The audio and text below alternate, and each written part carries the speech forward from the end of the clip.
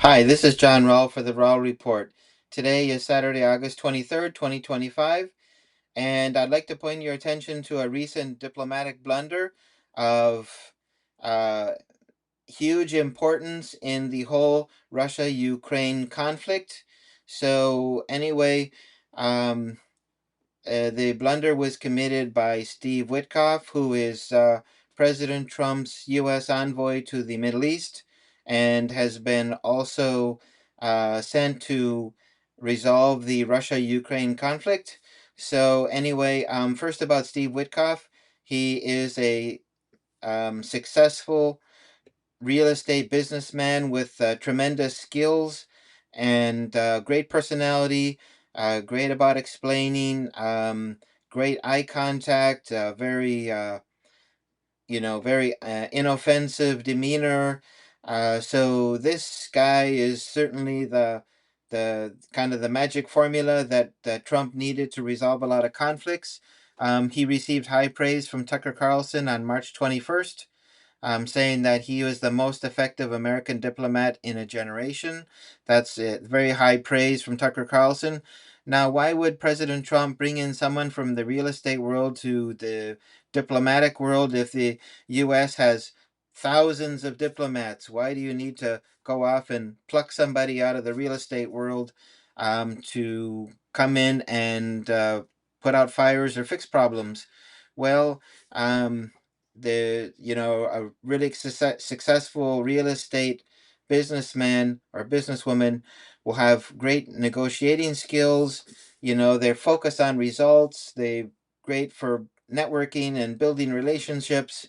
On the other hand, since they're jumping from one profession into another, there's going to be areas where they going to come up short. So you can see that they'll have a lack of depth in geopolitics, history, language. They're going to be sometimes too focused on getting the deal done and not on, going slowly, step by step to get the process up to the level where it needs to be. Um, and finally, the whole communication snafus. Did that person say this or did this person say that? What did we agree on? Getting things in writing, confirming verbally. What is the process in the diplomatic world? Well, there should be a process where you agree on something and then make sure that the other side is in agreement what you think that they agree on. In any case, if you rush that through and you don't go through these steps, then you can run into trouble. So anyway, we have Steve Witkoff here meeting with the Russian delegation in Saudi Arabia. This is back in February. And you can see that he is, working on the highest level of diplomacy. He's, and you can see he's confident. He's not, uh, you know, lost with a confused face. He's very focused. He's very determined. Um, and so that was great. And he was a great injection of life into the U.S. diplomacy. Well, anyway, let me bring you here the blunder so you can hear it yourself. This is a CNN interview by Jake Tapper of Steve Witkoff. So let's get right in and listen to it. To have you on. Thank you so much. So, President Trump called this an extremely productive meeting, said many points were agreed to. You were in the room. Can you give us two specific points that were agreed to? We agreed, Jake. First of all, thank you for having me, and good morning. We agreed to robust security guarantees that I would describe as game-changing. We didn't think that we were anywhere close to agreeing to Article 5 protection from the United States. So there it is. You heard it. Article 5 protection that Russia agreed to Ukraine getting Article 5 protection from the United States. So, anyway, if you're not familiar with Article 5, I can tell you briefly what it is. It is a privilege that all NATO members share. And if one NATO member is attacked all of them consider that's an attack on their country.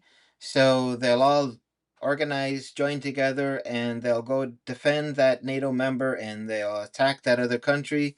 So, um, in this context, it means that if there was a peace agreement that was signed, and in the future there was a future conflict between Russia and Ukraine, if Russia attacked Ukraine, all NATO members would come to the rescue of Ukraine.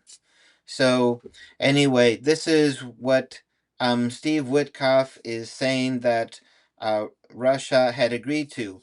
So, anyway, in order to get a NATO membership, you need, a NATO protection through Article 5, you need to be a full NATO member. So, in essence, what Steve Witkoff is saying that Russia agreed to NATO becoming, to Ukraine becoming a full NATO member. And also, this jumped ahead of the requirement within NATO uh, in which, in order to gain full NATO membership, each all NATO members must unanimously agree to admit that country, and then in each of the NATO members' legislatures or parliaments, they need to ratify that by a certain percentage. So, anyway, um, so this was the, kind of double blunder. Not only um, was Steve Witkoff saying that Russia was okay with Ukraine becoming a NATO member, but also Steve Witkoff was saying that it doesn't matter if the other NATO countries were in agreement or not on this matter. Um, and, because in order for Ukraine to enjoy the privilege of the Article 5 protection, each there would have to be a unanimous vote by all NATO members, and then that would have to be ratified in the legislature. So basically, Steve Witkoff said, we're just going to jump ahead of that process. It doesn't matter. We can just, sweep it aside. And so that was kind of a double blunder. And so, anyway, we have Sky News Australia, which is reporting that Russia is not happy about that declaration from Steve Witkoff. Let's listen in to Sky News Australia. Minister Sergei Lavrov has drawn a hard line against any Western security guarantees for Ukraine. He claims any guarantees would only work with Moscow's cooperation. The Russian foreign minister's remarks contradict Donald Trump's claim that Vladimir Putin agreed to European and American security guarantees at their summit in Alaska. So there we go. Russia said, no, we didn't agree to that. So that is Russia could have communicated that directly to the United States and let the United States come back out and say, oh, we misunderstood. But no, they decided that they're going to go and get this out on the media themselves. So you see already a breakdown in communication between the United States and Russia. So what were the blunders that were already mentioned too? Let's take a look at a few others. Um, Steve Witkoff mentioned the Article 5 like guarantees. That doesn't exist. Either you're a full NATO member or you're not. There's no half membership. There's no Article 5 like guarantees. So, also, this could have been a botched translation, found its way onto national TV.